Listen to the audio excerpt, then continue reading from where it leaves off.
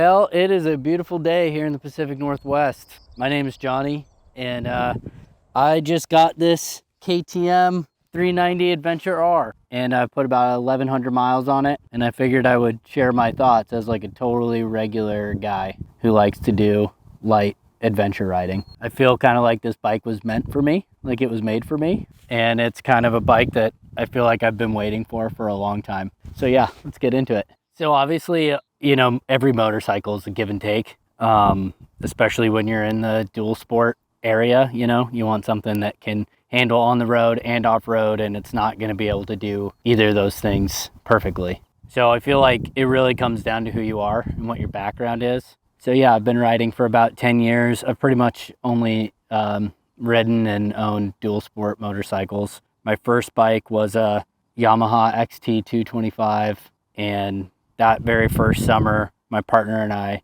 and she had one too, we rode from Washington, Western Washington, around Rainier, back all the way up to Anchorage, then Fairbanks, Alaska, then did the whole Kenai Peninsula. So that, and just camping the whole way. So that was my intro to like really riding motorcycles, was just strapping all your camping gear on it and getting out there as far as you can. And, you know, doing mostly like fire roads and stuff. You know, the reality of adventure riding is if you're actually doing thousands of miles in a trip, most of the time you're going to end up doing a ton of road miles, whether that's on the pavement or that's on like fire roads and stuff. And you're actually going to end up doing very little trails. You know, maybe you'll do some BDR stuff. Maybe you'll, you know, do most like some gnarly trails to find a campsite or something. But yeah, for the most part, it's going to be on stuff like, you know, the fire roads. And I want to be realistic about that because yeah, sure, I would love a bike that is just like an enduro monster, but like, do I actually need that? No. Do 90% of people need that? No. It's like why you see, you know, all these soccer moms driving around in their F-150s. Like, people don't actually need those cars. They like them, and you know, that more power to you. But I'm trying to be realistic with myself about what I need. I'm also 170 pounds, give or take, and 5 foot 11 inches, or 5 foot 11 inches. Oh my God, I wish. 5 foot 5 inches with a 28-inch inseam. So this bike is pretty tall for me. I can just barely touch my toes on both sides. You know, I can flat foot on one end, sorta, and keep my other foot on the peg. So after the XT225, I got a DR350 with super low miles, but unfortunately it blew up on me. And so I had to do a rebuild. It's an awesome bike. It's 441 cc's now with a pumper carb, and it rips. But yeah, it just is not comfortable on the road. It's just, there's no matter how you swing it, there's no passing power. Out here, out west, there are areas where you just can't avoid the highway. 2-lane highways, they're not necessarily the interstate, but people are flying down these highways, and there's no back roads in some of these areas. There's no back roads around them. So if you're doing an adventure ride, you're going to be on one or more of those at some point. And I found myself getting anxious about being on those roads. Like, you're constantly getting passed. You have no passing power. Even if somebody's going 50 miles an hour or something, you want to pass them, there's just, you don't have enough passing power to get around them in time. And they're so light, you know, like a 300-pound bike is freaking awesome when you're on the trail, but it's not so great when you're not on the trail. I mean, crosswinds and everything, like just getting blown around by semis and stuff, it's super dangerous. It's super uncomfortable. And believe me, I rode to Alaska on an XT 225. Like, I know it's doable, okay? It's just about what you're comfortable with. Really what ended up doing me in though was that I don't have a lot of time to work on my bike these days. I've got more money than time when it comes to that. And I could not find anyone to work on my bike. Like, the carb needed to be tuned. I tried it myself. I couldn't figure it out, making things worse. Tried to find someone who can do it. And guess what? Nobody wants to do it. Nobody wants to work on my 30-year-old DR350. And honestly, I don't either. I want to go out and ride. I would much rather be riding at this point than tinkering around. So I'm looking for a bike that is decent on the road, decent on a trail, shines on a forest road. You know, I can pack all my gear on it easily. It has passing power on the road, but it doesn't have a 36-inch seat height. and it doesn't weigh 500 pounds. And it doesn't have crazy maintenance intervals. Even my DR350 had 1,000-mile oil changes, and that sucks when you're on a big trip and you got to stop and do it. I mean, it's not the biggest deal in the world, but it'd be nice to not have to. So let's go with the bikes that I considered before getting this one.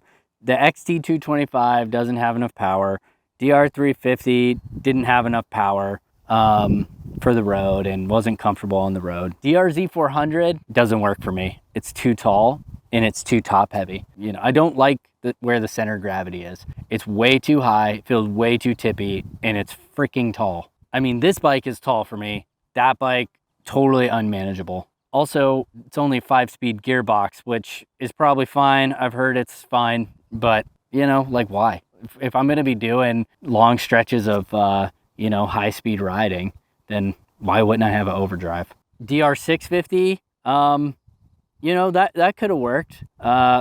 Personally, I don't really want to deal with a carbureted bike anymore. I'm sick of that. I'm sick of having them be gummed up and having to be cleaned and, you know, going thousands of miles up and down, you know, on a ride and having that affect it. And, you know, is it running too lean? Is it running too rich? You know, I don't want to deal with that anymore. I've sat on them and they feel tall and heavy, but you know, I haven't really ridden them extensively. So that could have been an option for me. But I know they're pigs, and I can just tell from looking at it that it would be hard for me to manage it on the trail. And honestly, pretty much every other bike that has a decent amount of power, you know, power upgrade, because DR350 is 30 horsepower out of the box. And, you know, the 300 class these days, the KLX and the CRF, they're like 22 horsepower. And they weigh more than the DR350 by a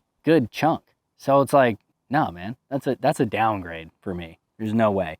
And any other bike that has more power than that, they're all crazy tall and they have crazy maintenance intervals. So that kind of, you know, ruled out the other KTMs for me, the, you know, 500 EXC and 350 and all that. So when I saw this bike was coming out, I almost got the previous generation of this bike. I went and sat on one, and the reason that I didn't was because when I read about it, people were saying that the riding position was way too street oriented. And, you know, I didn't want a street bike that was just called an adventure bike. Honestly, I don't really like the way that they look, which is less of a concern. I really kind of don't care that much. But honestly, I love the way this bike looks, and it seemed like they fixed a lot of things. It seemed like they made this model what the original 390 Adventure should have been. So that's where I'm coming from. I feel like that's a long, drawn-out backstory, but I feel like it's really important to know where you're coming from. I am just a regular dude, and I'm not tall, and I am not big. And yes, I've been riding for 10 years, but I'm not super experienced. I've gone on a bunch of long rides. Like I've done now multiple 2,000-mile trips, just moto camping for like 10 days at a time. And you can find some of those videos on this channel, but I am not a pro. I'm not a pro. When I ride like I want to have some fun, but I also want to get home. I'm not doing crazy stuff. So I feel like most people in the world are in that category, and that's who this bike seems to be for. So yeah, I bought this bike so that I could pack all my stuff on it and, you know, throw my Moscow Moto bags on it and take off and just feel comfortable getting on the highway, passing people, hitting 80, 90 miles an hour with no worries, getting on some gnarly fire roads and just going for days, and then being comfortable enough on it to be able to swing around some gnarly gates to find some good camp spots or hit a crazy trail if I'm feeling froggy. And, you know, this bike does that so far. First 1,000 miles, my impressions are good. It does that. So yeah, I've already ridden. I haven't ridden on the interstate with it, but I've ridden on, you know, high speed highways. I've ridden on, you know, dirt roads that are really well maintained. I've ridden on abandoned fire roads. I've ridden on fire roads that were like once paved and now like they're spotty, you know, so it goes pavement, gravel, and I've ridden just like completely, like I've ridden trails that I've bulldozed with my own excavator, so like super rough, super unmaintained, single track-ish type rough terrain, and I haven't really done any like proper single track with it. I've just never really done that. But I think it definitely could in the right hands, you know. If I go slow, I can do whatever. So the only mods that I've installed on it so far are the brush guards, because the brush guards that come with it are laughably bad. Plasticky, weird, bendy, just trash. I dumped the bike, you know, my first couple of days and broke the ends off both the brake and the clutch lever. So those had to get replaced immediately. I swapped out the mirrors, just because I didn't like them. I've got my Wolfman tank panniers on there, and I like those. They work great. I've never used a regular, you know, conventional tank bag. These seem to work good for me. And then, not pictured here, the Moscow Moto Reckless 80, which, you know, if you go back to one of our first videos on this channel, you'll see we actually had a run-in with those guys when my partner and I were stranded on a motorbike trip, and they really hooked us up. They are awesome people, and their gear is top notch. I mean, it's spendy for sure, but it's really high quality gear. And I've been able to just totally stock, just throw that Reckless 80 on there, fill it with 80 liters of luggage and gear and stuff, and the rear straps just wrap around the tail, and then the front straps go through there. And yeah, I rode like 3 hard days of adventure riding, and they held up great. So I did get some side, you know, saddle stays in a rear rack for this from India, and I just haven't installed them yet, so I'll let you guys know how that goes. But those are the only mods that I've done so far. I think I do want to change the front sprocket to make the first gears shorter, I guess, for trail riding. I've heard is good, and it doesn't really affect the performance on the freeway. And I've smashed the brake lever pretty good. It's like completely crumpled now just from dropping it, so I got to get a folding brake lever. Other than that, though, I've dropped the bike a lot, and you know, nothing bad has happened to it. It's maintained well, and honestly, like not even any marks. So I will have to get the like brush guard eventually, because I just end up dropping my bike a lot, especially because I'm short. Sometimes it just starts going and it just doesn't stop going. But that's what these things are for. They're made for dropping. So I've probably already dropped it 10 times, if not more. And a couple of those have been like proper crashes. So I can't say that I've been like surprised about this bike. Like, I don't have a huge repertoire of previous bikes to judge it from, but man, it does rip off the line, like compared to what I'm used to. I mean, especially after, I feel like after the first maintenance, it's really opened up, and I feel like I can just, I've not had a bike like this that I actually owned. You know, I've ridden like an SV650. I've ridden, you know, my dad's Harley that was like 1600 cc's or something like that. But I was like too scared to actually do anything with those because they're not my bikes. And this, you know, I've gotten some time to play around with it. And yeah, it can hit 90 like no problem. Like, you know, it's awesome. I don't want to go any faster than that. And I only would do that for passing, really. I just am not that kind of a rider. I don't have a death wish. So it has plenty of power for me. Definitely has plenty of power on the trail. And yeah, my opinion of it from day one till now, I would say, is pretty unchanged. I like it. So yeah, as far as the engine goes, like I said, the top end is amazing. Definitely getting used to the power band is a thing. You know, I've seen a lot of people talking about the flame outs and stuff. And yeah, at first, you know, I'd forget to change it into off-road mode, and I would have a lot more of the like, you know, oh, it stalled. But honestly, a lot of it's just getting used to it. It's just like when you're first riding the bike, obviously you're gonna have to get used to it. There is a power band, and it's higher. But honestly, like even with my DR350, I mean, there are times that if I'm in the wrong gear and I open the throttle, like it just lugs. It doesn't do anything. It doesn't go anywhere. That's how transmissions work. I mean, you got it in the wrong spot. So I feel like pretty quickly I got used to just knowing where the power is, and it's there when you need it. I mean, if you want to rip off the line, you will rip off the line. If you pull the throttle and you're not going anywhere, you're in the wrong gear. Like you're like, that's on you, because literally first gear, you can get the front wheel off the ground like no problem, especially in off-road mode. I mean, it goes hard, and this is bone stock.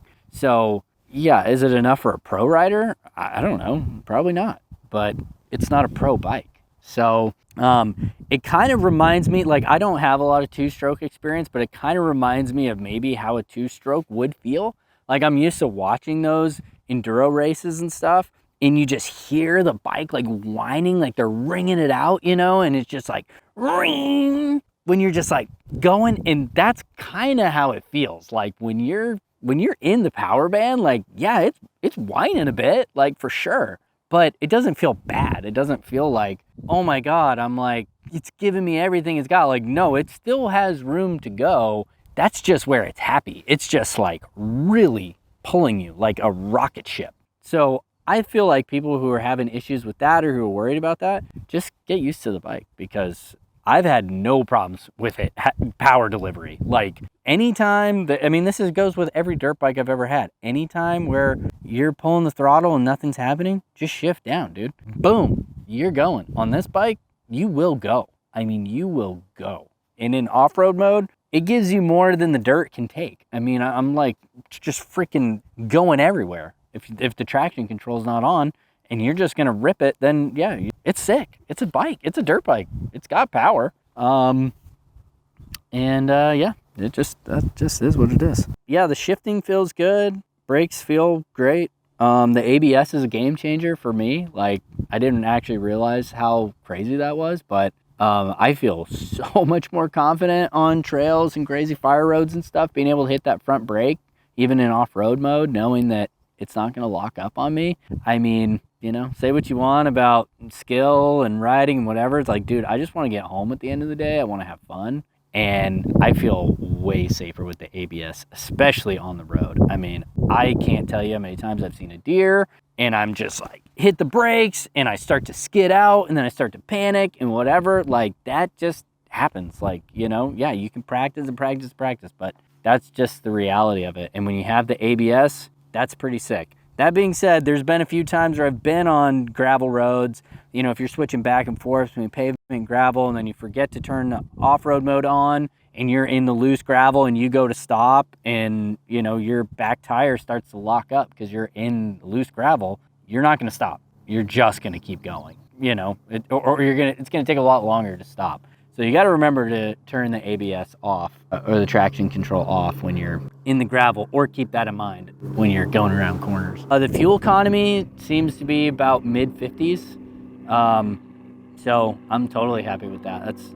That's what my DR350 got on a good day. So I'm happy with that. It does say 92 to put 92 octane gas, which is kind of a bummer because, like, you know, there are places that don't have that, and then you worry, like, oh God, am I gonna have an issue putting wrong fuel in there? I don't know if there's like some kind of additive that you can carry with you on long adventure riding or whatever, but that's kind of a consideration, I guess, if you were gonna be in like a third world country or something, or yeah, just someplace like way out in the boonies. That might be harder to get. I'd say on and off-road performance is great. Like, on the road, I've really trusted it. I've come to trust it. I can lean it over and really have a lot of fun with it on the road. And then off-road, yeah, it's a bit heavy, and honestly, it's tall for me. You know, that's kind of my biggest issue. If I'm going slow and I don't commit or whatever, then I try to put a foot down, and it can be pretty frustrating to not be able to get a foot down, or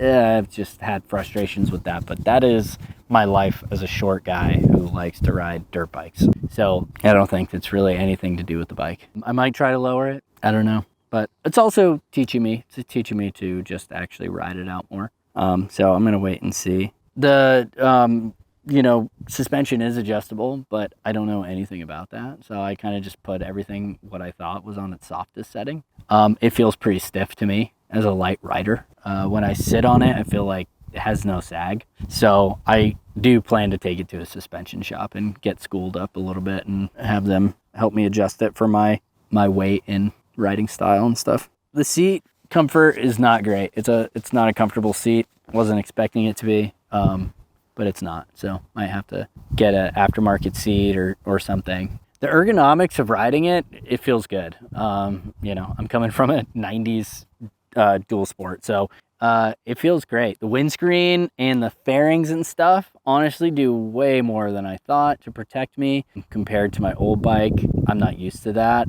When I rode it home from the dealership, I had to basically ride it home in the rain. I was wearing jeans. It was like a drizzle, and I expected to be completely soaking wet after the first 5 minutes, but surprisingly, after like an hour ride, I was pretty much dry. Like my pants are dry, my boots were a little wet, but I wasn't soaked by any means. And it's just the fairing and the windscreen and stuff has been awesome. The windscreen did crack, actually. I forgot when I fell on one of these fire roads. And it's weird too, because I actually landed on the opposite side and then the screen cracked. It's kind of a cool crack. I like it. Makes me feel a little badass riding around, but you know, might have to replace it if it gets worse. As far as the build quality goes, it feels pretty good. I mean, definitely feels like what you're gonna get for the money. I haven't noticed anything being too crazy, obviously, except for like the hand guards. Like I said, those were a total joke. The brake lever is like completely falling off because I've dropped it a couple times. It's not a folding brake lever.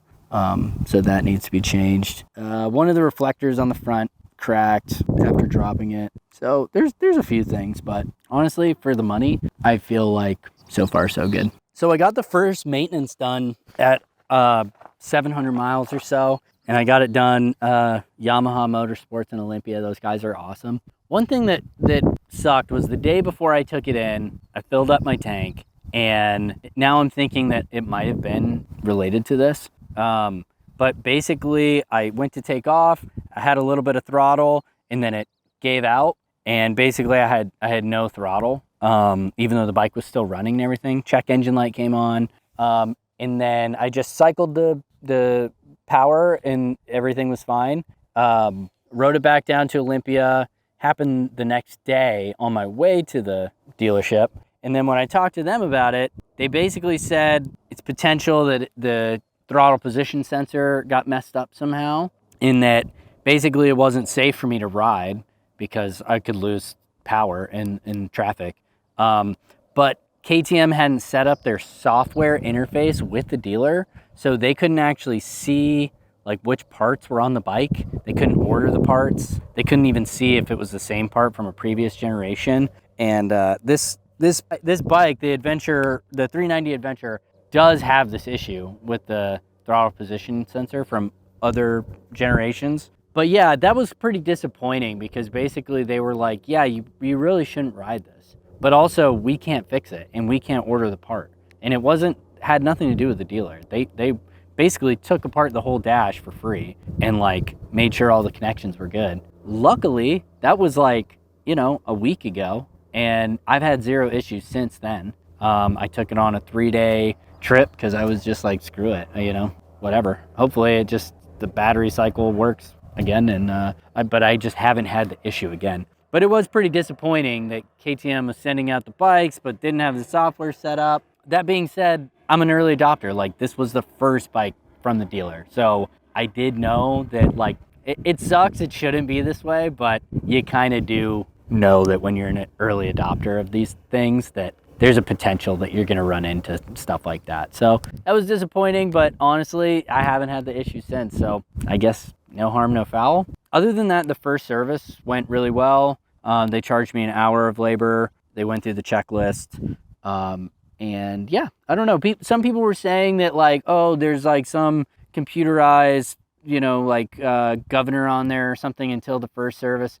I didn't notice like a power difference or anything. You know, maybe I'm feeling a little bit more inclined to open it up now that it's past the break-in period. But yeah. So yeah, my final verdict is, so far, 1,000 miles, this bike is awesome. It's perfect for people like me. I think Dork in the Road said it pretty good about the Enduro R. like this would be a good second bike, you know? Like I went XT225 and then, you know, DR350, then this. You could definitely go XT225, then this, DR350, then this, CRF 300 than this, because it definitely it has more power. Like you can get up to 90 lickety split and be passing people and doing stuff. And if you can get up to 90 on the road, that means you can do some stuff on the trails. Like you can get air on the trails and stuff. I think it's a perfect bike for people like me, people who are casual. They're not pro level trail riders looking to ring it for everything it's got. They are people who want to throw their luggage on a small, lightish adventure bike. That's what it is. It's a light adventure bike.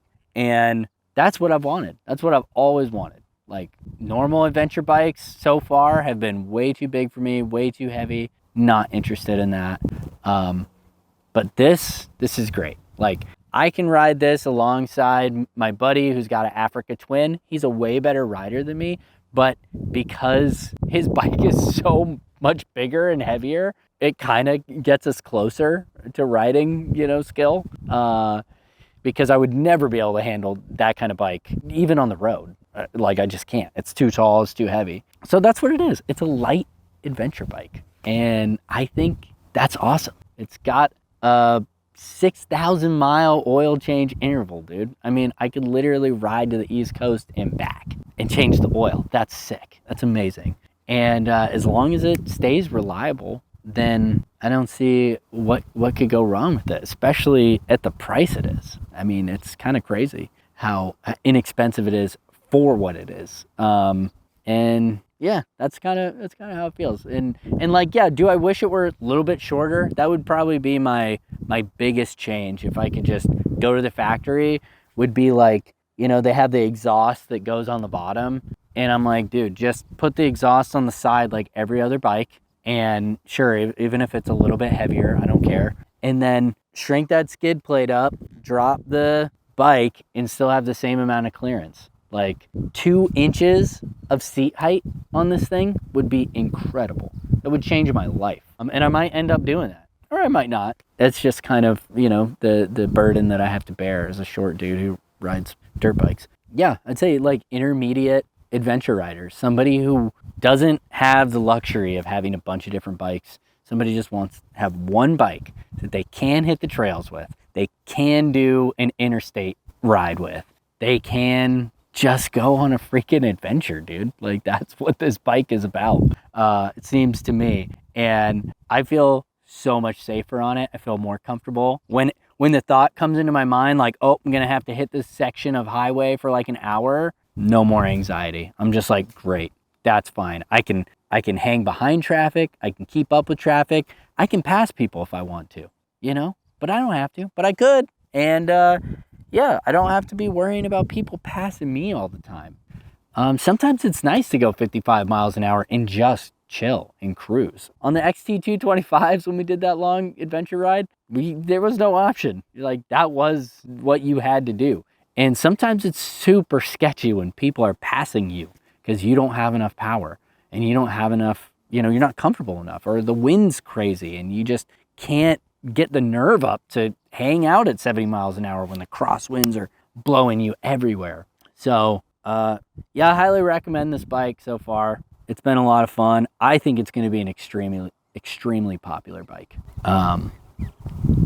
So tell me what you think. I'm really curious because now I'm seeing a bunch of people getting them, and yeah, just really curious to hear what y'all's thoughts are. And definitely check out our other videos. Like we've got a few videos of our adventure rides on our DR350s, just total dirtbag West Coast adventure riding, just literally strapping dry bags to an old Japanese dual sport and getting out in the woods and going camping for days and days on end. So yeah, check those out, and yeah, there'll be more adventure riding videos to come. But yeah, take care guys, stay safe, and catch you out there.